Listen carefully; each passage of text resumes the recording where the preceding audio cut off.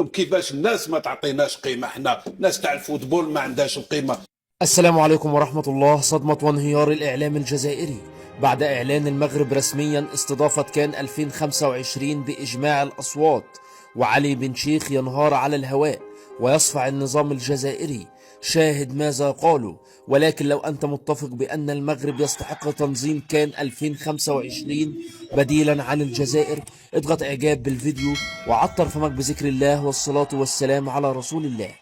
باتريس موتسيبي رئيس الاتحاد الأفريقي لكرة القدم أدلى بتصريحات منذ قليل للإذاعة الجنوب أفريقية، وأعلن النتيجة النهائية للتصويت للبلد المستضيف لكأس الأمم الأفريقية 2025 والتي يتنافس فيها المغرب والجزائر.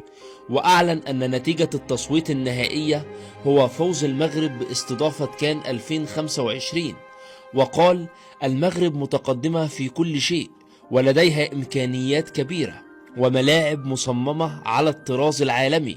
وأضاف موتسيبي وقال: كلنا نشاهد كأس العالم للأندية ومدى وجمال الملاعب المغربية، وشاهدت أيضا حفل الافتتاح المبهر، وأعجبني كثيرا تكريم الأسطورة البرازيلية بيليه. وقال موتسيبي: سيتم الإعلان بشكل رسمي عن المستضيف لكان 2025 في مؤتمر صحفي بالمغرب بعد نهاية كأس العالم للأندية، وسيكون رئيس الفيفا حاضرا.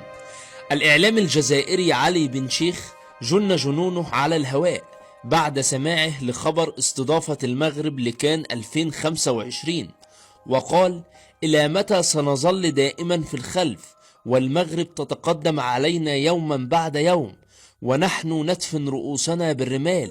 متى سيفيق النظام الجزائري؟ للأسف عسكر الجزائر في غيبوبة تامة. وفي النهاية، لو انت مغربي وتفتخر بوطنك، اضغط اعجاب بالفيديو ولا تنسى الاشتراك بالقناة ليصلك كل جديد.